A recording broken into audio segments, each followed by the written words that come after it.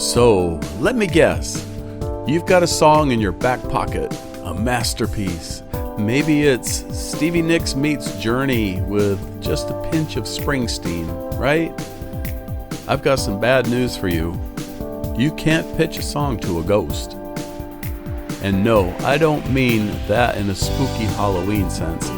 I mean that in the most career-shaping, brass-tacks songwriter sense I can give you today. The music business moves fast. The people actually cutting songs right now, they're alive, they're current, and they're looking for something that fits today's stage, not yesterday's. If you've been writing as if your personal record collection is the audience, you might already be out of the race before the gun goes off. That's not because your taste is bad. In fact, it might be incredible. But a killer 1978 style arena ballad isn't going to get you a slot on the 2025 chart unless you've got a time machine and the phone number of a band that's reuniting for a nostalgia tour. And speaking of ghosts from the glory days, I just spun Alice Cooper's new album. Yeah, that Alice Cooper. The original Alice Cooper band's first release since 1973. We'll leave that rabbit hole right there, but I've got to say, it flat out rocks. It's dripping in that late 60s, early 70s swagger, like a leather jacket you forgot you still fit into. I was a big Alice Cooper fan even before he hit it big, back in the Frank Zappa days. Some of these tracks sound a lot like that as well. Check it out if you get a chance. But here's the thing. Alice gets a pass. He's Alice.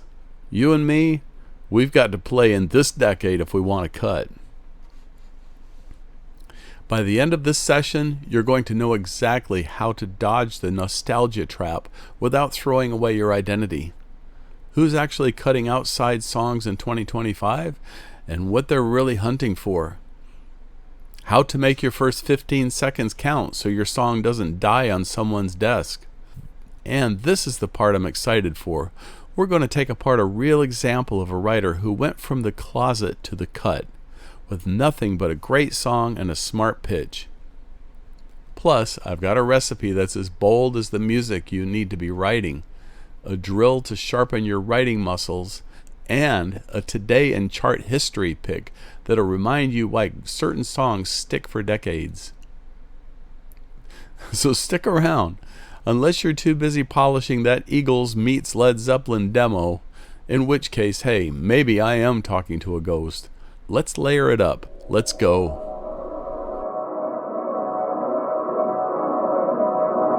Hey, welcome back to Layer by Layer Go, where we stir music, meaning, and maybe a little something from the kitchen into a life worth living.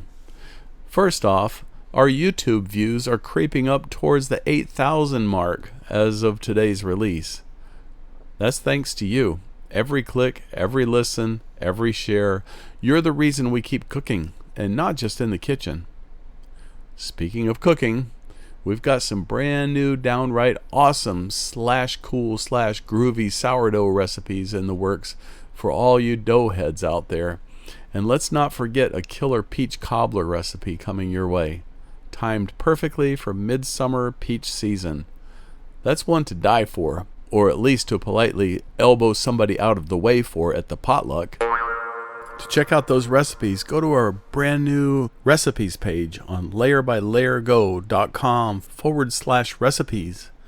And you'll also find these recipes up on our Instagram Reels and Facebook Reels. We've also been getting some really great reviews from our listeners, and I want to give a special shout out to Teresa. You made our week with your feedback. Now today, we're talking about songwriters, not singer-songwriters, not artist development. This one's for the folks in the trenches with pen, paper, voice memo app, people who dream of writing something so good it travels with them, finds its way into the right hands, and ends up in front of millions. We'll bust through the nostalgia trap. I'll share who's actually cutting songs right now, and we'll dissect a modern pitch success story. Plus, a bold, modern recipe to match the theme.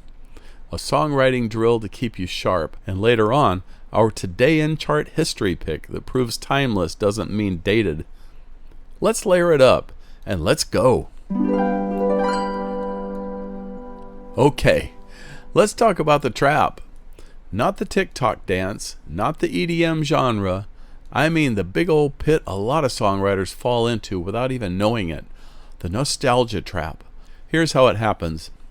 You sit down to write, guitar in hand, coffee steaming, maybe the cat's looking judgmental from the arm of the couch, and your hands just go to those same chords you've loved since high school. And suddenly, you're channeling a vibe that could have been a B-side on a 1978 vinyl. Now, there's nothing wrong with 1978 vinyl. I've got plenty of it. I love it.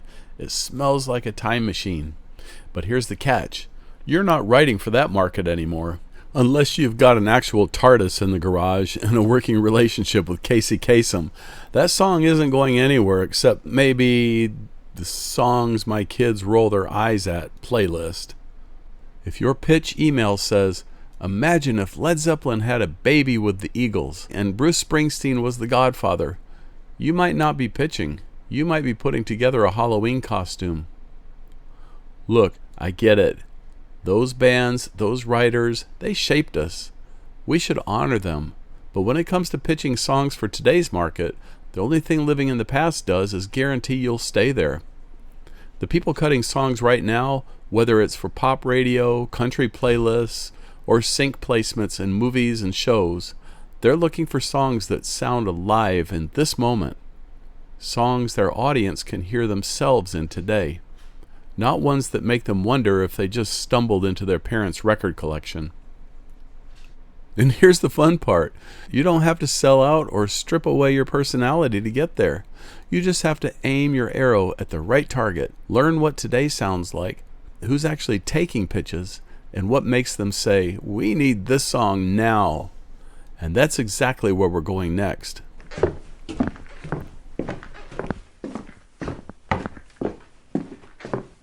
Who's cutting songs right now? All right, so if the nostalgia trap is where we don't want to be, then this next bit is where we park the tour bus. Who's cutting songs right now, and how do you even know? Here's the short answer. You listen. Not just for fun, but as a professional habit, as part of the job. John Lennon did it. Paul McCartney did it. Every one of your heroes, from Dolly to Springsteen to Taylor Swift, they all keep one ear glued to what's selling, what's moving, and what's resonating right now. The Beatles didn't live in a bubble. They'd hear a Motown single or a Beach Boys track and go, okay, that's where the bar is this week. Let's beat it. It's not copying, it's staying sharp. Because you can't write for a market you never listen to. If your goal is to pitch a cut to a country artist, you better know what's on the Country Airplay Top 20. Not last year's list, this week's. If you want to sync in a Netflix drama, you better know what's been showing up in the credits lately. The people cutting songs right now fall into a few buckets. Pop artists, the A-listers and fast risers who still take outside songs. Think Olivia Rodrigo, Tate McRae. They want hooks you can hum after 8 seconds, lyrics their fans can scream into a phone camera, and production that feels like it could land on their playlist tomorrow. Country hit makers, folks like Cody Johnson, Lainey Wilson, Dan and Shay, they still cut outside songs if they hit the emotional bullseye. Conversational, honest, and quick to connect.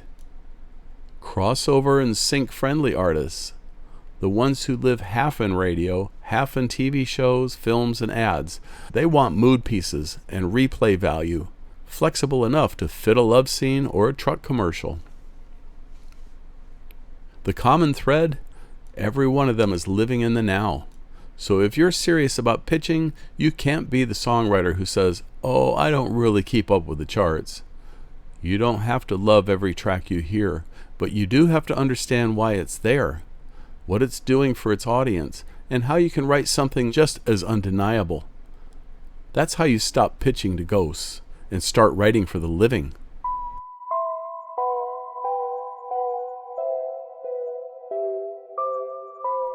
The mic check. Here's a reality check for you. And if you've ever pitched songs before, you know this is true. You've got about 15 seconds to make somebody care. That's it. 15 seconds before the A&R rep skips to the next track. 15 seconds before the artist manager says, not feeling it.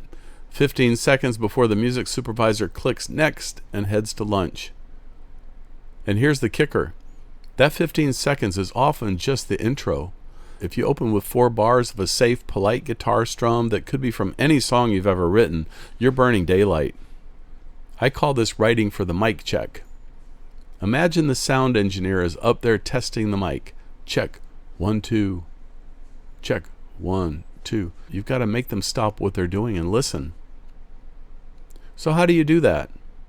Open with tension or curiosity. Give me a first line that makes me lean forward, not, it's been a long road and I'm tired, but something like, your sweater's still in my car and I'm thinking about burning it. Avoid cliches like they're on fire. If your hook sounds like it could be embroidered on a throw pillow, rewrite it. The people cutting songs today want fresh language that still feels like plain speech. Use contrast. If the verse is small and intimate, make the chorus burst open. If the verse is sweet talk, let the hook sting a little. Write for pitchability without losing your voice. Keep your quirks, but shape the song so an artist can hear themselves in it. Your first 15 seconds are your handshake. Make it weak and forgettable, and they'll be mentally walking away before you hit the chorus. Make it sharp, intriguing, emotional, and you've bought yourself the next 45 seconds. That's how you survive the mic check. Just maybe that's how you land the cut.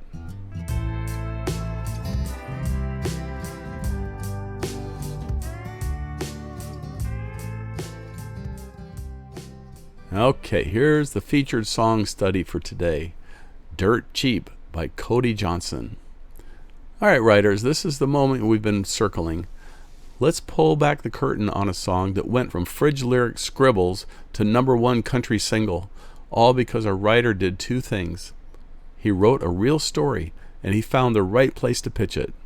The song is Dirt Cheap, recorded by Cody Johnson in 2024. Written 100% by Josh Phillips. Solo write, no co-writers. That's rare gold in Nashville these days. What made it hit? Josh and his wife bought an old 1904 farmhouse. Dirt cheap, haunted by memories instead of foreclosure notices. He wrote the title on a whim. Later, while sitting by the fire, he realized the weight of that place. Where he proposed, where his kids took their first steps. He followed that feeling and wrote the bridge the next day. Standing ovation, validation right there. 2 weeks later, he played it at Nashville's Listening Room and got a standing ovation. Real people reacting immediately to the story. That's a red flag in your rearview mirror, meaning you're onto something. Perfect pitching chain. Originally savored for himself, Josh didn't pitch it immediately. He first sent it to Luke Combs, longtime friend and collaborator, but it fell off message threads. His wife said, "Why not send it to Cody Johnson?" Cody's producer, Trent Willman, another contact Josh had from his artist days, heard it and made him cry, but in a good way. Cody recorded it. The song isn't about trucks or neon nights. It's about memory, identity, home. That's a deep emotional hook that transcends genre. It's personal, not so niche that your audience can't fit themselves into it. You don't need farmer kid nostalgia to feel something. Message plus melody aligned. A heartfelt lyric with gentle tension and melody. It's not theatrical, but it's also memorable. Producers and artists feel it. Cody said it was unapologetically me. Takeaways for writers like you. Write the story that lives in your bones. Then let it sit. No shame waiting to pitch it once it truly hits your gut.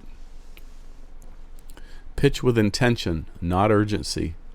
Josh had to navigate through relationships. Luke Combs, a note from his wife, a producer he already knew. Trust that the right song finds the right artist. It may not be who you think, but it could still strike the deep chord it needs to. So here's what Dirt Cheap teaches us. Feel your story before you write it. Write with honesty and structural tension. Pitch smart, one connection at a time. That's how you go from the closet to the cut.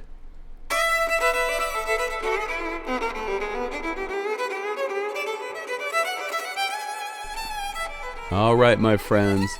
Today we're going full late summer southern with a dish that hits as hard as a hook that won't quit. Blackened salmon with southern style succotash. Salmon for that rich, luxurious bite. A succotash with corn, tomatoes, onions, and the real star, fresh black-eyed peas. This one's hearty, colorful, and exactly the kind of plate that says, we're not quite in fall yet, but we're on the way. Here's your ingredients list. 4 salmon fillets, skin on or off. 2 cups fresh corn kernels, about 3 ears. 1 cup fresh black-eyed peas, or canned, drained, or dried and pre-cooked. 1 pint cherry tomatoes, halved. 1 small red onion, diced. 2 tablespoons of olive oil, divided. 1 tablespoon of butter. Blackening spice mix. Now, you can make this yourself or buy a blend, but what goes in it is 2 teaspoons of paprika, 1 teaspoon of garlic powder, 1 teaspoon of onion powder, 1 teaspoon of dried thyme, 1 teaspoon of dried oregano, a half teaspoon of cayenne, a half teaspoon of salt, a half teaspoon of black pepper. You can pause that and rewind all you want, or just go buy some blackening seasoning. And the next 2 ingredients are fresh parsley or basil for garnish and a squeeze of lemon to finish. Of course, as always, these recipes are on our website on the blog post that corresponds to the episode. This is episode 10, layerbylayergo.com. First, if you're using fresh black-eyed peas from your local farmer's market, like the bag I just scored in Rockville, simmer them in salted water until tender, about 20 to 25 minutes. Drain and set aside. If you've got canned, just rinse and drain. If dried, cook ahead of time. Pat your salmon fillets dry. Then coat generously with a blackening spice. This is your first verse. Make it memorable. Heat 1 tablespoon of olive oil in a heavy skillet over medium-high. Lay the salmon in and let it sear 3 to 4 minutes per side, depending on thickness. Pull it out and let it rest like you're saving the chorus for just the right moment.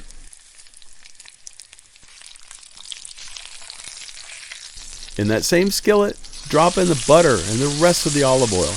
Toss in the red onion and let it soften for a minute, then stir in the corn and those beautiful black-eyed peas. Give them a few minutes to get cozy and pick up some of that seasoning from the pan. Add the cherry tomatoes and cook just until they start to blister. Salt, pepper, and if you're feeling dangerous, another pinch of cayenne. Spoon that succotash onto plates, top with your salmon, squeeze a little lemon, and sprinkle with herbs. Here's the thing. This succotash works because you've got a solid foundation. The black-eyed peas are your baseline. Steady, grounding, unmistakable. The corn and tomatoes, they're your melody, bright and sweet. And the salmon, that's your lead vocal, the part that carries the message. Put them together and you've got a song, or a dish, that works because every part knows its job.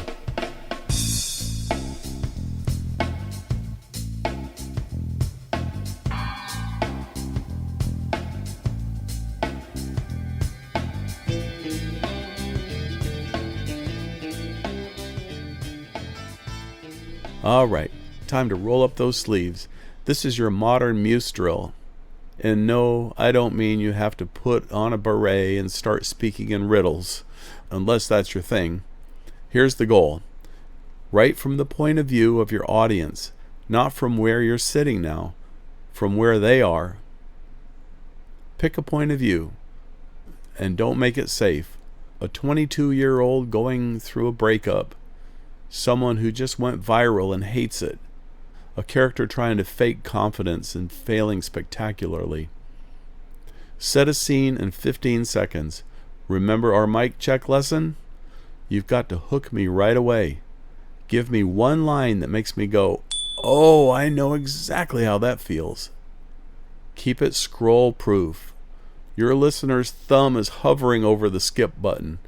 Every line should make them want to hear the next one. And here's the secret.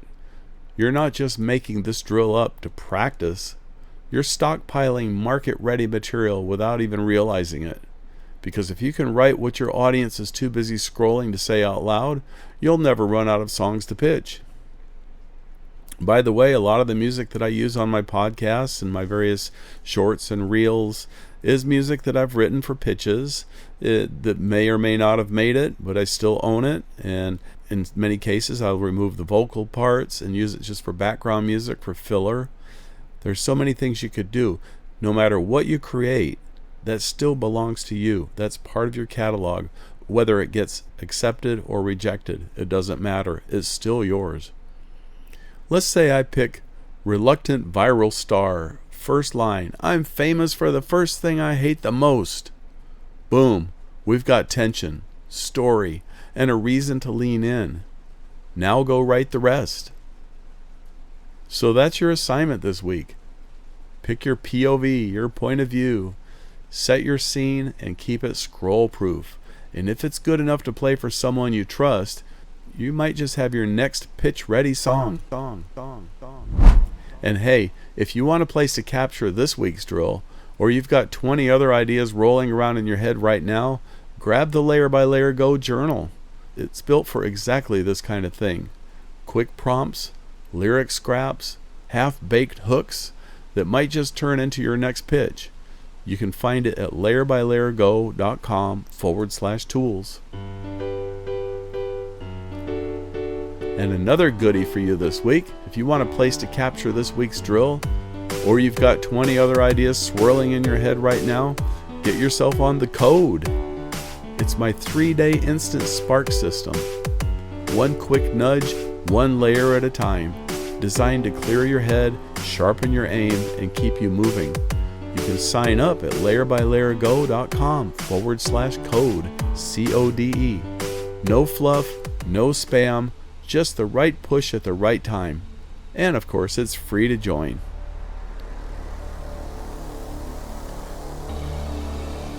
Okay, this is our new segment in our show. This is Today in Chart History. Alright, time to fire up the time machine, but we're not going way back to the dinosaurs of rock. We're only rolling back 25 years. It's August 10th, 2000. The Y2K panic is over. Flip phones are still cool. In the country charts, one song is sitting at number 1. What About Now by Lonestar. Now, Lonestar was already on a hot streak at the time. Amazed had crossed over into pop territory, but What About Now stuck because it was urgent. It's not a wistful, maybe someday love song. It's a quit stalling, let's do this anthem. From the opening guitar line, you're pulled forward. The verses build like a conversation that's been a long time coming. And when that chorus hits, it's like a door kicking open. What got everyone excited? Pace and momentum. No long intro, no wandering verse. It starts moving and doesn't let up. Universal message? Could be a relationship. Could be a life decision. Could be your songwriting career. What about now? Applies to all of it. Emotional lift. Melodically, the chorus feels like a leap. Higher notes, brighter chords, like the moment you finally say yes. The takeaway for songwriters. The lesson here? Give your listener urgency. Make them feel like the song is the moment they've been waiting for. That's what Lonestar had in 2000, and that's still what works in 2025. The market changes, the production changes, but urgency, that's timeless. So here's your challenge. Take one of your songs this week and ask yourself, what's my what about now moment? Where does that song push the listener to act, feel, or decide? Because just like we said at the top of this show, you can't pitch to a ghost. You've got to write for the living right now. Alright, that's a wrap for episode 10. We've layered a lot today, from dodging the nostalgia trap, to knowing exactly who's cutting songs right now, to writing for the mic check, to digging into Dirt Cheap and why it hit the way it did, and of course that blackened salmon with Southern style succotash. I can smell it from here. It's summertime and there's nothing like the end of summer succotash. Remember, your next cut might be closer than you think. There's always a next, and your next might just be someone else's Grammy. And hey, if you're working through the Modern Muse Drill from today, the Layer by Layer Go journal is the perfect place to park those ideas before they slip away. You'll find it at layerbylayergo.com/tools. Oh, and again, if you loved today's Modern Muse Drill, the code is where you'll get a fresh one every single day. That's how you keep your songwriting muscle flexed without burning out. Sign up at layerbylayergo.com/code, and let's keep building your next cut together. Now next week, we're going to talk about something that can kill your best songs before they ever leave your laptop. 2 syllables, stage fright, and not just the singing on stage kind, not even the public speaking kind, which is supposedly most people's deepest fear. I mean the fear that stops you from pitching, sharing, or even finishing your work. Do you remember Back to the Future? The first one? Where Marty McFly's dad, he just couldn't put out his stories. But when he went through time and came back, turned out his dad was a very popular author because he did know how to pitch. We're going to pull that fear into the spotlight and show it who's boss. Until then, write it, pitch it, and live it. I'll see you in episode 11.